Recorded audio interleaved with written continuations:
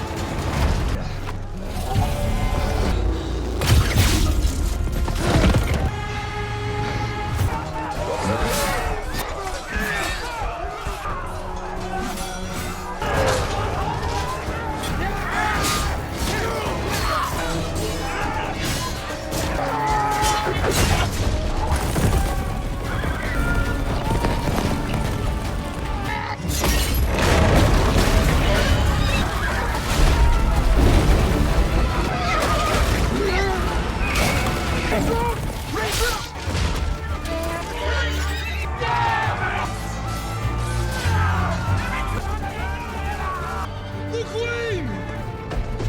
Protect the Queen!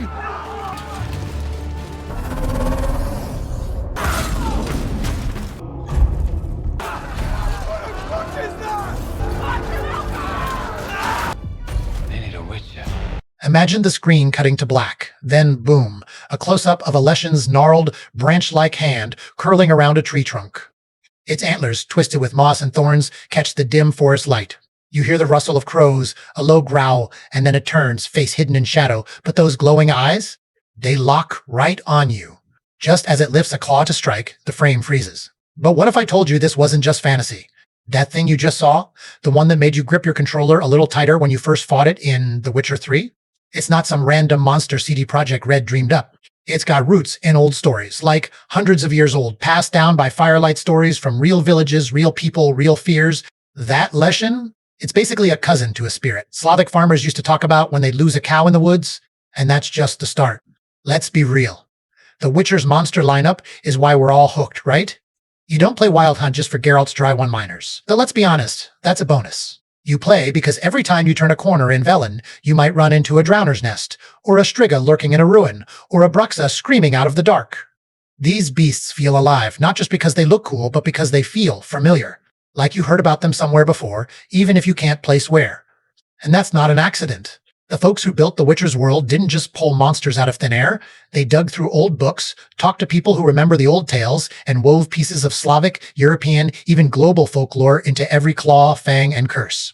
Take the Kikimora, for example, that swamp-dwelling pest that pops up when you're just trying to cross a river in White Orchard. In the game, it's all webbed feet and screeches, ready to drag you under. But go ask a Polish grandma, and she'll tell you about a Kikimora that used to live in attics, small, hairy, and mischievous as all get out. If you left your dishes unwashed, she'd knock them off the shelf. If you forgot to feed the chickens, she'd let them loose. Over time, those stories got scarier. Villagers started blaming her for missing kids or sick sheep, and boom, you've got the swamp monster Geralt slices up. It's not a copy-paste, it's a remix, taking something real people once feared and cranking up the horror for a fantasy world. Or the Striga, the one that broke your heart in the first game, when Geralt has to choose between killing her or lifting the curse. In The Witcher, she's a princess trapped in a monster's body, doomed to feast on flesh at night. But in Polish folklore, Astrzyga, that's the original name, was a kid born with two hearts, someone who seemed normal until they died, then came back to drink blood. Villagers would bury them with their heads cut off just to be safe. The tragedy's the same. Something innocent twisted into something but the roots, they're in real fears of illness, of death, of things we can't explain. That's why the Striga hits so hard. It's not just a monster. It's a story people once told to make sense of the world's cruelties. And it's not just Slavic stuff either. The Witcher's bestiary is a global party of old myths. Take the djinn you hunt in The Witcher 3's Wishmaster, quest powerful, trickster spirits that grant wishes but twist them into nightmares. Sound familiar? That's straight out of Middle Eastern folklore. Jinn, or jinn, are ancient spirits from Arabic stories, like 1001 Nights. They're not always evil, but they're always unpredictable, just like the one that messes with Geralt and Yennefer. Or the werewolves. You fight them in Skellige, right? Big, furry, and mad as hell when the moon's full. Those come from every corner of Europe. Greek myths about Lycaon, who got turned into a wolf for tricking Zeus. German tales of men who wear wolfskins to hunt. Even Native American stories of skinwalkers. The Witcher just took all those man-beast fears and stuffed them into a monster that'll tear your throat out if you're not careful.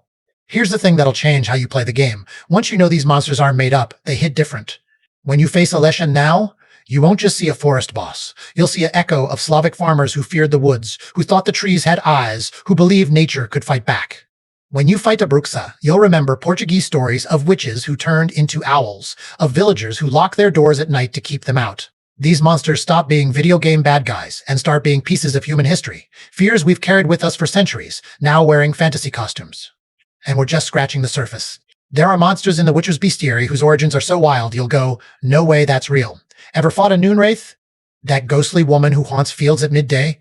She comes from Germanic myths about field spirits who lured travelers to their deaths, maidens who died of grief, now stuck in the mortal world, or the drowners? Those waterlogged zombies? They're inspired by old tales of river ghosts, sailors who drowned, or women who jumped into lakes now dragging others down to join them. Every time you open The Witcher's bestiary, you're opening a book of old stories, just with more sword fights and potions. By the end of this deep dive, you won't just appreciate The Witcher more, you'll see it differently. You'll play Wild Hunt and think, oh, that monster's from that old story my mom told me. Or, wait, I read about that in a folklore book. It'll turn every fight into a little treasure hunt spotting the real-world pieces hidden in the fantasy. And honestly, that's the magic of The Witcher. It doesn't just build a world, it ties it to ours, making the fantasy feel more real, more urgent, more human. So grab your silver sword and maybe a notebook. You'll want to jot down these connections because we're about to flip through The Witcher's bestiary like never before. We're talking Leshens and Leshies, Strigas and Strazygas, Jinn and Jinn, all the way to the weirdest, most surprising origins you've never heard of. You'll never look at a Witcher monster the same way again. Ready to stop seeing fantasy and start seeing history? Let's crack open that bestiary.